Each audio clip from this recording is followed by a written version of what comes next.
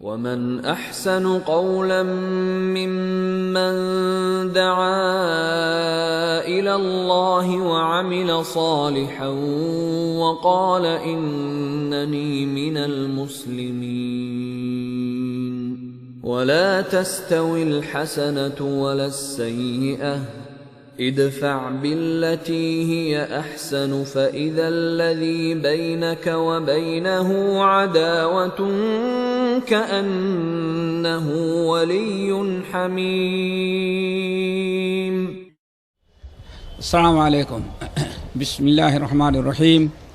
إن الحمد لله نحمده ونستعينه ونستغفره ونعوذ بالله من شرور أنفسنا ومن سيئات أعمالنا. من يهده الله فلا مضل له ومن يضلله فلا هادي له وأشهد أن لا إله إلا الله وأشهد أن محمدا عبده ورسوله. يا أيها الذين آمنوا اتقوا الله حق تقاته ولا تموتن إلا وأنتم مسلمون. يا أيها الناس اتقوا ربكم الذي خلقكم من نفس واحدة وخلق منها زوجها وبث منهما رجالا كثيرا ونساء واتقوا الله الذي تساءلون به والأرحام إن الله كان عليكم رقيبا.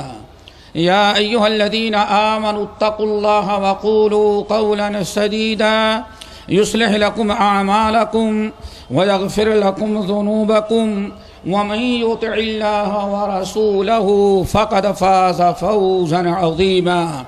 أما بعد فإن خير الحديث كتاب الله وخير الهدي هدي محمد صلى الله عليه وسلم وشر الأمور محدثاتها وكل محدثة بدعة وكل بدعة ضلالة وكل ضلالة في النار.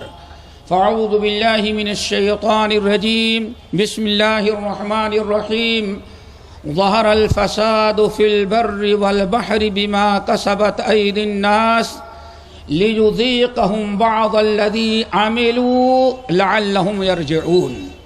صدر اجلاس، علماء کرام، معزز سامعین، نوجوان ساتھیوں، دینی ماں اور بہنوں، اللہ رب العالمین کا ہم شکر ادا کرتے ہیں کہ الہ العالمین نے آپ حضرات کے سامنے اس جھولا میدان میں امسال پھر کچھ خطاب کرنے اور آپ لوگوں سے گفتگو کرنے کی توفیق نصیب فرمائی. اللہ تعالیٰ سے دعا کرو اللہ ہم سب کی مجلس کو قبول کر لیں اور اس اسٹیج سے آپ حضرات جو کچھ شام سے لے کر کے ابھی تک سن رہے ہیں سب کو اللہ تعالیٰ ان باتوں پر عمل کرنے کی توفیق نصیب فرمائے.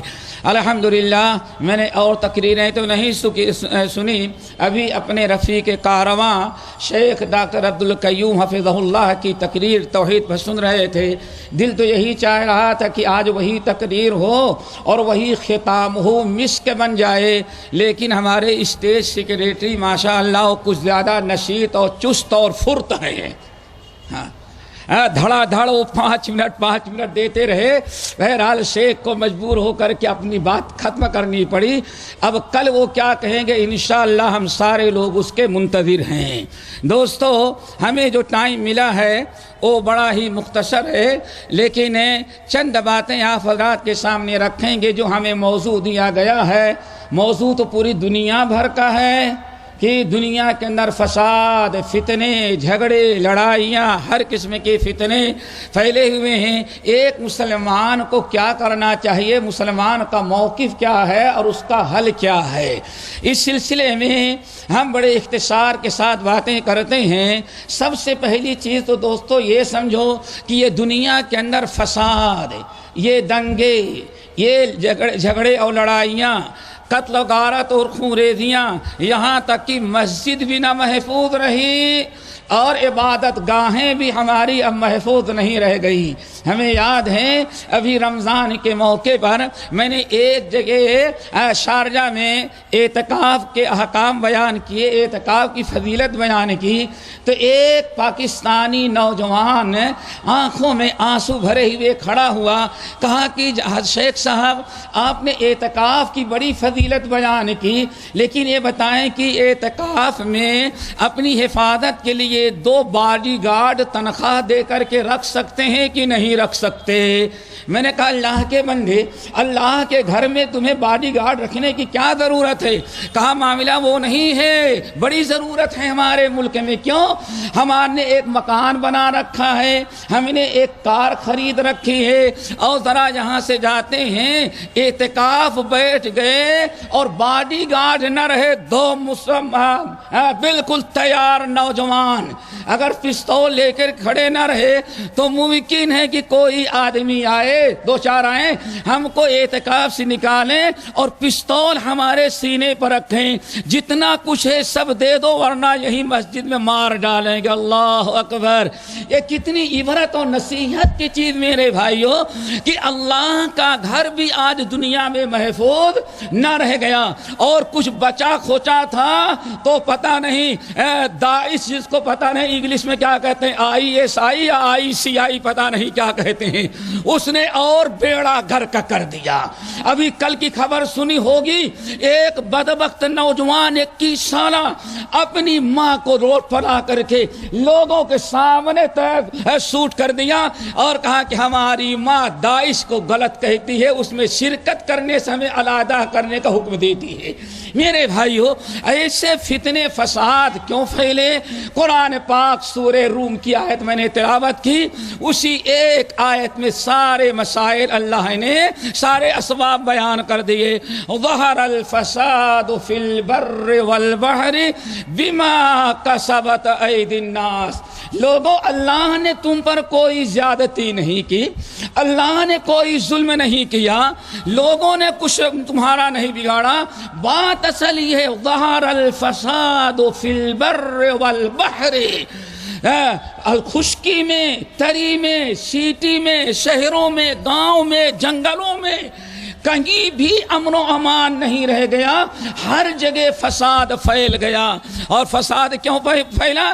بما کسبت ایدی الناس. لوگوں نے جو برائیاں کی، جو اللہ کی نافرمانیاں کی، اللہ تعالیٰ کے حدود کو توڑا، ان لوگوں کے گناہوں کی وجہ سے یہ دنیا میں فساد اور ساری دنیا میں ہلاکت و تباہی پھیلی ہوئی ہے. میرے بھائیوں، سارے بگاڑ کے ذمہ دار اللہ رب العالمین نے انسانوں کو قرار دیا. ان اللہ لا یغیر ما بقوم حتی یغیر ما بانفسہم. خدا نے آج تک اس قوم کی حالت نہیں بدلی، نہ ہو جس کو خیال خود اپنی حالت کے بدلنے کا. میرے بھائیوں، اللہ رب العالمین نے وعدے کر دیا، جب تم نیک تھے تو دنیا میں نیکیاں عام تھی، تمہارے حالات امن و امان کے تھے، اور جب تم نے برائیاں شروع کر دیا تو یاد رکھو، جب تم نے برائیاں اللہ کی نافرمانیاں شروع کر دی، سنت کے بجائے بدعت پر تم عمل کرنے لگے، تو نتیجہ یہ نکلا کہ تمہارے اعمال خراب ہوئے، تو تمہارے حالات بھی امن و امان کے بجائے ظلم و زیادتی ہلاکت میں بدل دیے گئے. اپنے اعمال کی اصلاح کرو. خدا نے آج تک اس قوم کی حالت نہیں بدلی، نہ ہو جس کو خیال خود اپنی حالت کے بدلنے کا. میرے بھائیوں، اس کا علاج کیا ہے؟ کیوں لوگ کہتے ہیں کہ شیخ صاحب 1 گھنٹے میں 2 گھنٹے کی باتیں کر ڈالتے ہیں. ایک صاحب ناگپور اسٹیٹ پر تعارف کروانے لگے، کہا سارے مولانا جو 1 گھنٹے میں آہستہ آہستہ کہتے ہیں، شیخ اسی کو 2 گھنٹے کی بات 1 گھنٹے میں تیز رفتاری سے کہے جاتے ہیں. میرے بھائی، لیکن گھڑی کا کانٹا ہم سے بھی تیز رفتار ہو گیا. اس لیے اب ذرا سنو، اس کا علاج کیا ہے؟ یہ فساد مٹے گا کیسے؟ دنیا کے حالات سدھریں گے کیسے؟ حالات ہمارے کیسے بدلیں؟ امن و امان ہمیں ملے کیسے، اور ساری دنیا میں امن و امان کیسے عام ہوگا؟ اس کے چند اسباب ہیں۔ آخر یہ اعمال سب سے پہلا سبب یہ ہے میرے بھائیو، امن و امان کا اصلاح، امن و امان کا، سکون اور راحت کا، ہر قسم کے فتنے فساد سے بچنے کا سب سے پہلا ذریعہ، پہلا سبب اللہ تعالیٰ نے توحید کو مقرر کیا ہے۔ ابھی آپ ڈاکٹر صاحب سے سن رہے تھے، توحید ہی مین چیز ہے۔ اب توحید اگر ہمارے اندر یا دنیا سے توحید ختم ہو گئی تو کبھی بھی دنیا میں امن و امان کی توقع نہیں رکھنا۔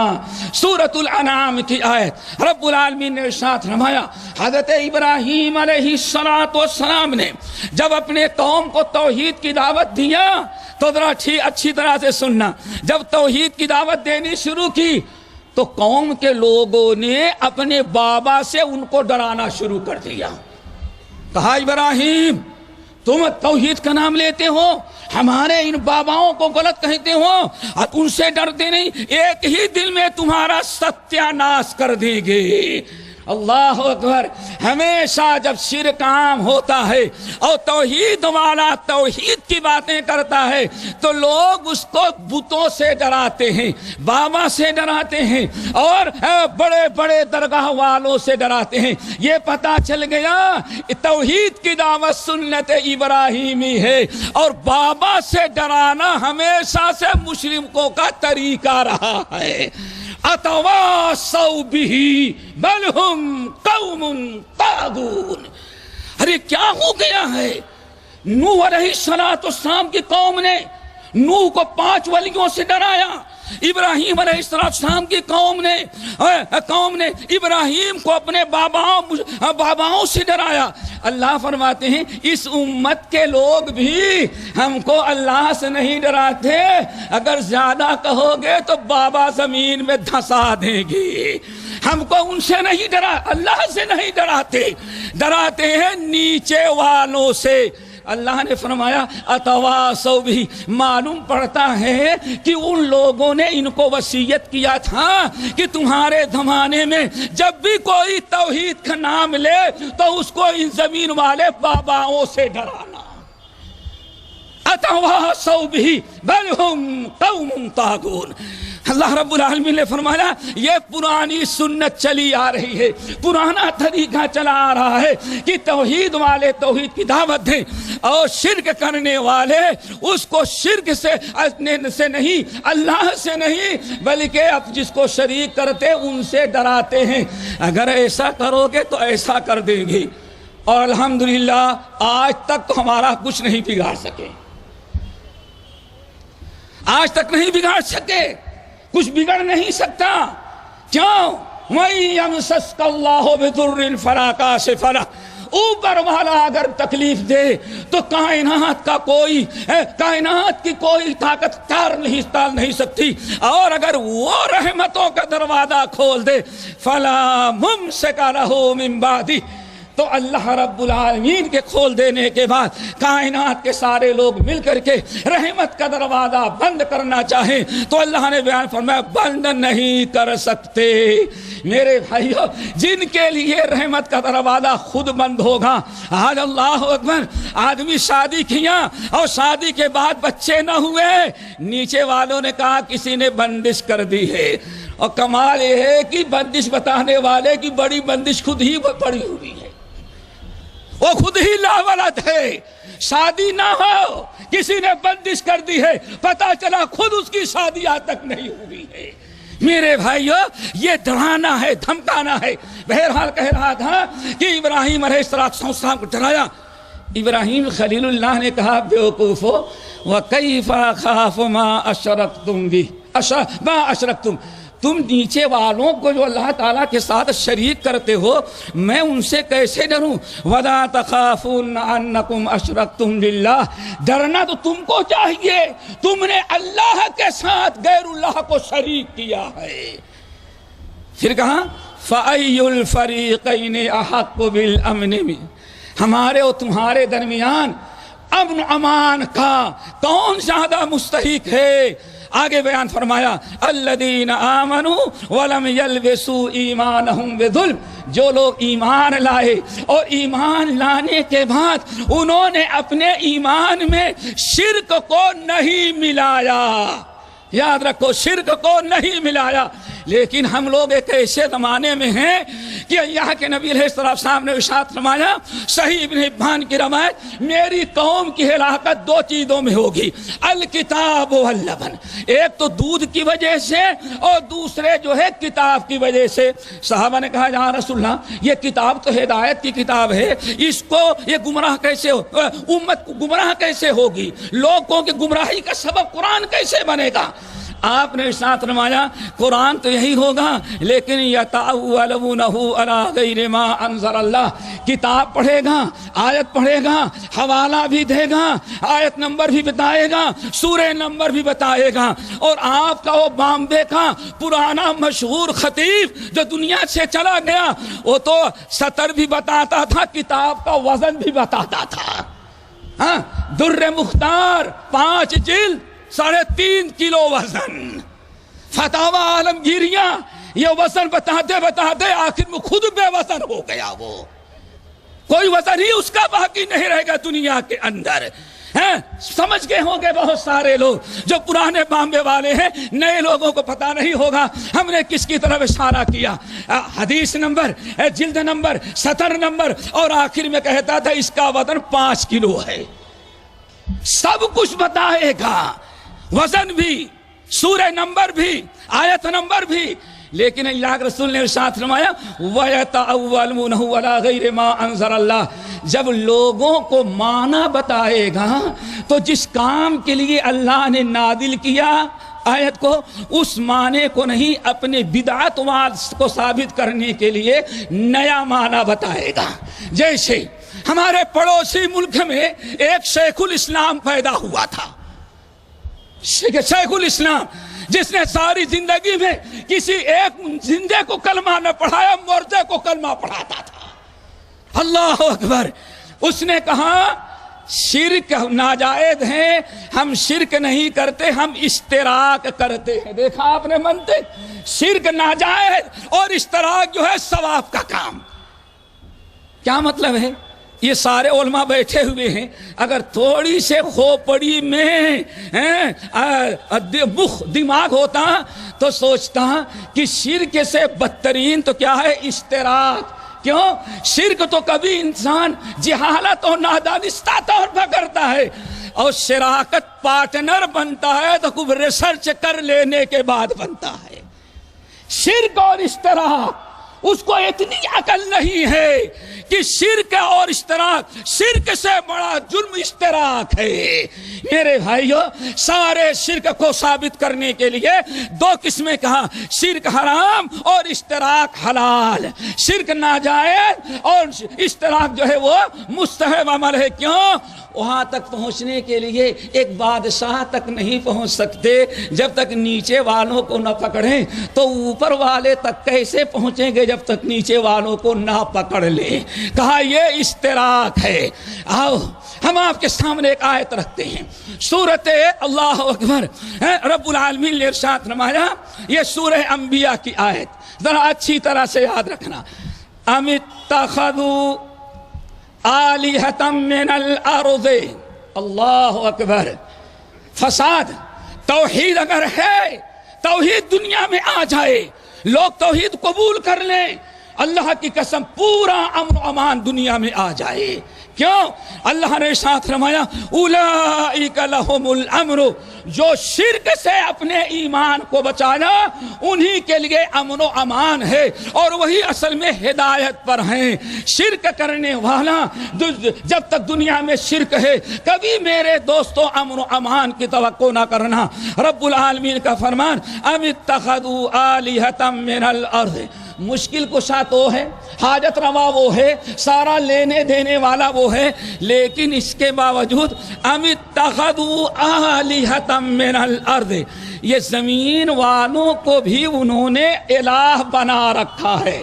ام اتخذوا آلہۃ من الارض، کیا ان لوگوں نے بہت سارے الہ ایک لا الہ الہ ایک اور آلہہ بہت سارے. اللہ نے فرمایا ام اتخذوا آلہۃ من الارض، ان لوگوں نے زمین سے بڑے آلہہ بنا رکھا ہے. ایک دو نہیں، بہت سارے. اور کتنے؟ دنیا میں ان کی گنتی نہیں کی جا سکتی. اللہ نے فرمایا کیا وہی ان کو پیدا کرتے ہیں؟ پھر اگلی آیت اللہ نے فرمایا لو کان فیہما آلہہ، اگر اس کائنات میں زمین ایک اللہ اوپر عرش والا ہے اور زمین والوں نے نیچے زمین میں بہت سارے الہ پیدا کر رکھے ہیں، ایک دو نہیں، ہزاروں کی تعداد میں. اللہ نے فرمایا لو کان فیہما آلہہ، اس زمین اور آسمان میں اگر ایک اللہ سے زیادہ ہوتا کوئی اور الہ، دو ہوتے، تین ہوتے، چار ہوتے، تو لا فسادتا، اب تک زمین اور آسمان سب زمین اور آسمان سب ختم ہو گئے ہوتے، فساد برپا ہوتا، بگاڑ پیدا ہو جاتا، زمین ختم ہو جاتی، آسمان برباد ہو جاتا. لیکن آج تک آسمان بھی قائم ہے اور زمین بھی قائم ہے. کیوں؟ زمین کا بھی مالک وہی ہے اور آسمان کا مالک بھی وہی ہے. اگر کئی ہو جاتے، ایک جگہ دبئی میں ایسے بیٹھا ہوا تھا تو اچھا بات کافی چل رہی تھی، سن 65 کے جنگ کی بات آئی، انڈیا پاکستان کی. آج پورے قوم ہند و پاک کی دو ملک ہو گئے اور لوگوں نے دونوں کے دو الگ الگ مشکل کشا بنا رکھا ہے. پاکستان کے نصیب میں داتا آیا ہے اور ہندوستانیوں کے نصیب میں خواجہ آیا ہے. پورے تقسیم کے ساتھ ایک داتا ہے لاہور میں اور دوسرے خواجہ معین الدین چشتی رحمت اللہ علیہ، یہ ہندوستان والوں کے نصیب میں آئے ہیں. بڑی بات ہوئی تو کسی نے کہا معلوم ہے سن 65 میں جب انڈیا کی فوج پاکستان میں بم پھینکتی تھی تو داتا صاحب جو چادر چڑھائی جاتی ہے، ایک چادر میں اطمینان کے ساتھ بم کو کیچ کر کے روک لیتے، پھر ہندوستان کو واپس لوٹا دیتے. پتہ نہیں اس بم سے کتنی محبت تھی کہ ہلاک کرنے کے بجائے کس کو پہنچا دیتے تھے؟ دادا ہندوستان میں. وہاں ایک بیٹھا ہوا تھا بڑا تیز ترار، اس نے کہا اچھا سن 65 میں سارے بم ہندوستانی بموں کو داتا نے پکڑا اور دامن میں لے کر کے سب جو ہے اٹھا کر کے ہندوستان کو دے دیا، لے لو اپنا بم ہمیں نہیں چاہیے. تو بنگلہ دیش میں کی جنگ ہو رہی تھی دوبارہ سن 70-71، تب کہاں تھے؟ اللہ اکبر. کہا بات اصل یہ ہے، دیکھو شرک کیسا، کس طرح سے ہند و پاک کے دو الگ الگ معبود بنا لیے گئے. کہا کہ بات اصل یہ ہے کہ جب سن 71 کی یا 70 کی کون سی جنگ تھی بھائی؟ 71 کی ہو رہی تھی. تو بات اصل یہ ہے بہت زیادہ جان جانے کا خطرہ تھا، اس لیے داتا خواجہ صاحب کے پاس اجمیر بن کر کے میٹنگ کر رہے تھے، جنگ بند کرانے کی کوشش میں لگے تھے. ابھی بھی دیکھا آپ نے، یہ ہے میرے بھائیو شرک. نبی علیہ اللہ نے ارشاد فرمایا لو کان فیہما آلہہ، اگر اس زمین میں ایک اللہ کے علاوہ اور بہت سارے معبود ہوتے تو لا فسادتا، اب تک فساد پھیل گیا ہوتا. لیکن دونوں اپنی جگہ پر قائم ہے. کیوں؟ دونوں کا مالک ایک ہے. اگر زمین میں کئی معبود ہوتے تو سب لوگ احتجاج کر کے اللہ تعالیٰ سے حکومت چھیننے کی کوشش کرتے. جیسے پورے ہندوستان کے لوگوں نے مل کر کے کانگریس حکومت چھینا، بی جے پی کو دے دیا اور پھر دوبارہ تیاری کر رہے ہیں اب ان سے چھینو، کسی تیسرے کو دو. جب کئی ہوتے ہیں تو انجام یہ ہوتا ہے. لیکن آج تک الحمدللہ اللہ رب العالمین کی حکومت کوئی نہ چھین سکا. کیوں؟ ایک اللہ کے علاوہ کوئی دوسرا ہے ہی نہیں ہے. میرے بھائیوں، دوسری چیز توحید. جب تک شرک ہے، شرک کبھی انسان کو دنیا میں امن و امان نہیں. 3 بڑی قومیں تھیں، 3 بڑی قومیں. ایک مسلمان، ہندوستان کا ہندو تو ہمیشہ سے بت کی پوجا کر رہا تھا، لیکن یہ 3 بڑی قومیں مسلمان، یہودی اور عیسائی. یہودیوں نے عزیر علیہ السلام کو اللہ کا بیٹا، اور صحیح بخاری اور مسلم کی روایت کے مطابق اتخذوا قبور انبیائہم مساجدا، ان یہودیوں پر اللہ لعنت بھیجے، انہوں نے اپنے نبیوں کی قبروں کا سجدہ کرنا شروع کیا تھا، مساجد بنایا، اللہ نے ان پر بھی لعنت بھیجی۔ اور ادھر نصارہ جو تھے وہ ذرا اور آگے بڑھ گئے، عیسیٰ کو اللہ کا بیٹا، ایک فرقے نے عیسیٰ کو اللہ، ایک فرقے نے ثالث و ثلاثہ قرار دیا، عیسیٰ کو بھی مانا، مریم کو بھی مانا، اور ہر ایک کو انہوں نے بھی ماننا شروع کیا۔ اب اللہ رب العالمین نے اس پوری دنیا میں امن و امان قائم کرنے کے لیے اپنے نبی کو بھیجا، وَمَا أَرْسَلْنَاكَ إِلَّا رَحْمَةً لِّلْعَالَمِينَ، ہم نے اپنے نبی کو رحمت للعالمین، ہر طرح سے امن و امان، سکون، اطمینان، راحت، عدل و انصاف، ہر قسم کی بدامنی کو مٹایا۔ لیکن کب تک؟ جب تک مسلمان توحید میں رہا۔ یہودیوں نے کچھ کیا، عیسائی بھی شرک کرنے لگے، یہ مسلمان جو توحید کی دعوت تھی، اللہ اکبر، نہ چار کی تقلید ہے، نہ چار کی تقلید ہے، نہ تین کی تثلیث ہے، بس یہی قل هو اللہ احد کی تفسیر ہے، کہیں نہیں ہے، نہ چار کی تقلید ہے، نہ تین کی تثلیث ہے، بس یہی سورۃ الاخلاص کی تفسیر ہے۔ قل هو اللہ احد اللہ الصمد لم یلد ولم یولد ولم یکن له کفوا احد۔ لیکن مسلمان تو وہ تو زندوں تک رہے، یہودی کہاں تک رہے؟ زندوں تک، عیسائی زندوں تک، مسلمان جو آیا او دی جس سے توحید پھیلی جہاں میں، رہا شرک باقی نہ وہم و گواں میں، ہوا جلب گرہ و زمین و دماں میں، وہ بدلا گیا آ کے ہندوستان میں، ہمیشہ سے اسلام تھا جس پناہ تھا، وہ دولت بھی کھو بیٹھے آخر مسلمان۔ اللہ اکبر، نبی کو جو چاہیں خدا کر دکھائیں، اماموں کا رتبہ نبی سے بڑھائیں، مزاروں پر جا جا کے مانگیں دعائیں، شہیدوں پر جا کر شہیدوں سے جا کے مانگیں دعائیں، مزاروں پر جا جا کے نظریں چڑھائیں، اللہ اکبر، مگر کچھ خلل اس سے ان کے دین میں نہ آئے، نہ اسلام بگڑے، نہ ایمان جائے، وہ تو زندوں تک۔ اور ہم تو اورنگ آباد میں جا رہے تھے تو بڑا سجدہ ہو رہا ہے اور بڑی چادریں چڑھی، تو میں نے کہا یہ کس کی ہے؟ کہا یہ پیر غائب شاہ ہے، پیر ہے، لیکن کون سا ہے؟ غائب شاہ۔ کہاں غائب ہوئے پتہ ہی نہیں چلا آج تک، لیکن بہرحال چادر رہ گئی۔ کیوں؟ سارا دریا کس کا ہے؟ وہ تعجب کریں گے، ساؤتھ انڈیا میں گیا ایک جگہ تو کہیں گے کہاں ایک نئے پیر نکلے ہوئے ہیں، چلو بھائی کہاں ہے؟ کہاں؟ کہیں گے جنگلی پیر۔ نام کیا ہے؟ میں نے کہا کیوں ان کا نام جنگلی کیوں؟ کہاں ان کے قدم کا نشان ہے، اس کے بعد جنگل میں کہاں گئے، پلٹ کر نہیں آئے۔ میرے بھائیوں، کس طرح سے جب شرک اتنا عام ہو جائے، نہ یہودی اس توحید پر رہا، نہ عیسائی رہا، اس مسلمان قوم کو اللہ تعالیٰ نے قائم کیا تھا توحید کے لیے، توحید پر قائم رہو، شہد اللہ انہ لا الہ الا والملائکۃ واولو العلم قائما بالقسط، عدل و انصاف کے ساتھ توحید پر قائم رہنا تھا۔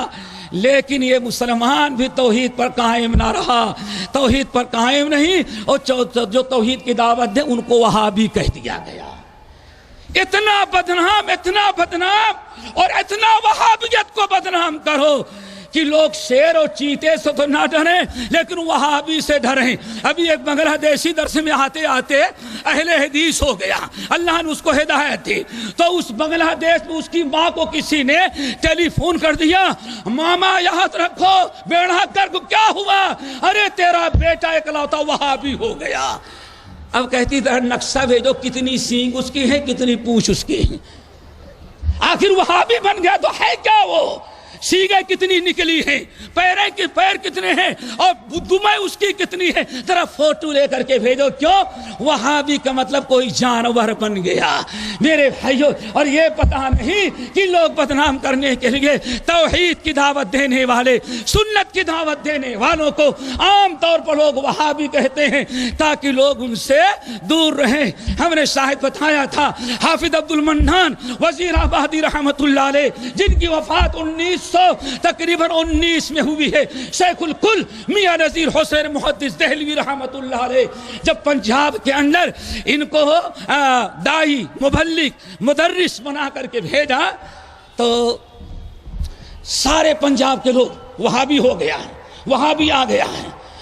लोग दूर दूर से आते, वजीराबाद में वहाबी है, दूर दूर से आते और चश्मा लगा के देखते कैसे होता है वहाबी।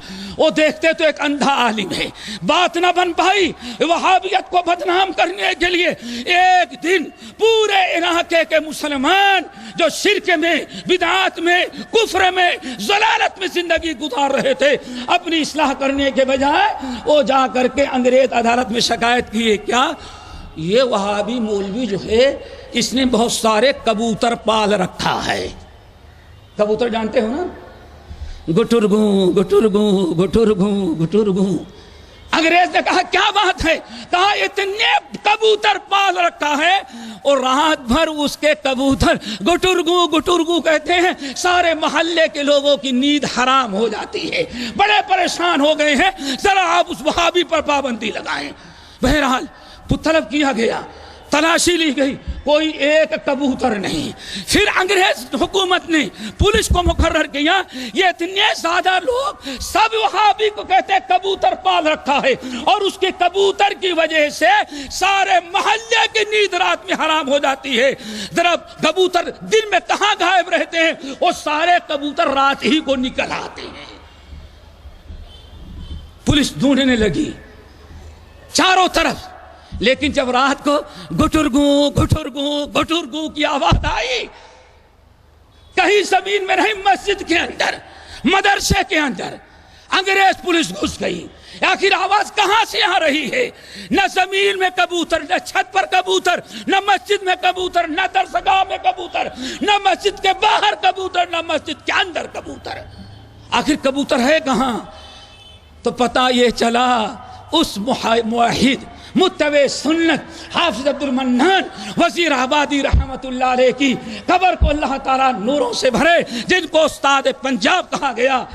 पता ये चला उनके जितने शागिर्द थे उन्होंने पाबंदी लगा रखी थी, हम तुमको हदीस उस वक्त पढ़ाएंगे, हमारे यहाँ पढ़ना है, सबक में तो नागा कर डालना, लेकिन तहज्जुद की नमाज की पाबंदी करनी पड़ेगी। सारे तलबा हजारों के, सैकड़ों की तादाद में रात को जब तहज्जुद की नमाज पढ़ते, अज़ाब वाली आयतें आती, जब वो रोते तो उनके रोने को जालिमों ने कबूतर की आवाज करार दिया। अहले हदीसों को बदनाम किया गया तो उनके अल्लाह के खौफ से रोने का नाम भी क्या रखा गया? कबूतर की आवाज। वहाबी रो भी नहीं सकता अल्लाह ताला के डर से, चे जाए कि तौहीद वो बयान करे। तौहीद नंबर 2 मेरे भाइयों, अमल सालेह, अमल सालेह, नेकियां। तौहीद के बाद जब तक दुनिया में यह मुसलमान खास तौर से नेकी नहीं करता रहेगा, जब तक यह मुसलमान अमाल सालिहा नहीं करता रहेगा, जब तक मुआशरे में नेकियां नहीं आम होती, तब तक दुनिया में अमन अमान के तवक्को नहीं रखना। सूरत नूर, वअदल्लाहु अल्लज़ीना आमनू मिनकुम वअमिलुस्सालिहाति लयस्तखलिफन्नहुम फिल अर्द कमा इस्तखलफल्लज़ीना मिन क़ब्लिहिम वलयुमक्किनन्ना लहुम दीनहुम अल्लज़ी इर्तज़ा लहुम वलयुबद्दिलन्नहुम मिन बअदि खौफिहिम अमना। ऐ लोगो, अल्लाह ने वादा कर रखा है तुम्हें जो ईमान लाए और सिर्फ ईमान पर नहीं, ईमान के बाद अमले सालेह करें। अब यहाँ एक बात और बता दें, अमले सालेह किसको कहते हैं? हमारे यहाँ अमले सालेह जो भी कुछ करने लगा, किसी ने अच्छा समझ लिया, उसका नाम रख दिया अमले صالح۔ ہمارے معاشرے میں 3 قسم کے لوگ ہیں، ایک تو یہ علماء حق ہیں جو کتاب و سنت سے ثابت نہیں بدعت، اور ایک وہ ہیں جن کے ہاں کوئی چیز بدعت ہے ہی نہیں ہے۔ بھائی لوگ وہ ایسے ہیں کہ ان کے ہاں کوئی بدعت ہے ہی نہیں، یہاں تک کہ ابھی آپ لوگوں نے دیکھا ہوگا واٹس ایپ پر بڑے زوردار انداز میں پھیلایا گیا، کیک بنایا گیا، رنگ برنگ بنایا گیا، ہیپی برتھ ڈے آیا، آپ نے آیا نا ہیپی برتھ ڈے؟ ابھی تک دنیا ہیپی نیو ایئر منا رہی تھی، اب تو اتنے آگے بڑھ گئے کہ ہیپی برتھ ڈے۔ پھر ساری برادری اکٹھا ہوئی اور کاٹنے والا بے کپڑا۔ ذرا سوچو، جو کاٹ رہا ہے وہ بغیر کپڑا کے ہے ظالم۔ ذرا سوچو، اور ڈانس کر رہا ہے، ناچ رہا ہے۔ آپ کے بامبے میں بورڈ لگے ہوئے ہیں، مرحبا آمد رسول اللہ، سمجھ گئے نا؟ ہم ویلکم کر رہے ہیں آپ کا۔ اور ٹانک کہاں دیا ہے؟ یہ تو ایسے ہوا جیسے باب رحمت مدینے میں تھے، باب الرحمہ پر ایک صاحب آئے، ایسے کھڑے ہیں، ایسے کھڑے، کیا نام بولے؟ نہیں، کہاں سے؟ جدہ سے۔ ارے کچھ ضرورت ہو تو بتا۔ نہیں، کیا بولیں؟ ارے کون ہے؟ آقا جب بلاتے ہیں کتا آ جاتا ہے۔ اللہ اکبر، کیا کرنے آئے؟ سلام کرنے کے لیے آئے۔ وہاں ایک دوسرا اور تھا، اس نے کہا اللہ کے بندے تم یہاں سے آئے، لاہور میں عید میلاد ہو رہا ہے، اللہ کے رسول تو لاہور تشریف لے گئے، تم یہاں کیا کرنے کے لیے آئے؟ یہاں کس لیے تم آئے؟ اللہ کے بندے رسول تیرے یہاں گئے ہیں اور تو رسول کے یہاں آیا ہوا ہے، اور تو وہیں گئے ہیں، وہیں مل لیا ہوتا۔ اللہ اکبر، خسرت دنیا والآخرہ۔ میرے بھائیو، یہ بھی سب سے بڑا عمل ہو گیا ہے، نیک عمل۔ جس کو نفس نے کہا وہ نیک ہی ہے، اور جس کو نفس نے قبول نہیں کیا وہ نیکی نہیں ہے۔ داڑھی نبی کی سنت ہے، دل نے نہیں کیا وہ نیکی نہیں۔ لیکن جہاں روٹی بوٹی اور بریانی کھانے کا معاملہ آ گیا، وہاں اچھا لگا، ہر نیا کام جو ہے وہ بھی کیا بن گیا؟ دین بن گیا۔ آؤ، دین کس کو کہتے ہیں؟ نیک اعمال 3 شرطیں ہیں۔ نمبر 1، عمل کرنے والا مومن ہو۔ نمبر 2، عمل کرنے والا مخلص ہو، اللہ کے لیے کر رہا ہو۔ نمبر 3، اس کا عمل سنت رسول کے مطابق ہو۔ کہا گیا مومن ہو، مخلص ہو اور متبع ہو۔ یہ 3 چیزیں جہاں پائی گئی اس کو کہا جاتا ہے عمل صالح۔ میرے بھائیو، نبی علیہ السلام کی سنت، عمل صالح اگر امت کرنے لگے نبی کی سنت کے دائرے میں، نبی کی تعلیمات اور ہدایات کے روح میں جو بھی عمل کرو کتاب و سنت کی روشنی میں امت کرنے لگے، ساری بدعتیں ختم ہو جائیں، امن و امان آ جائے، اور بدعتوں پر عمل کریں گے کبھی امن و امان۔ کیا خیال ہے؟ امید ہے؟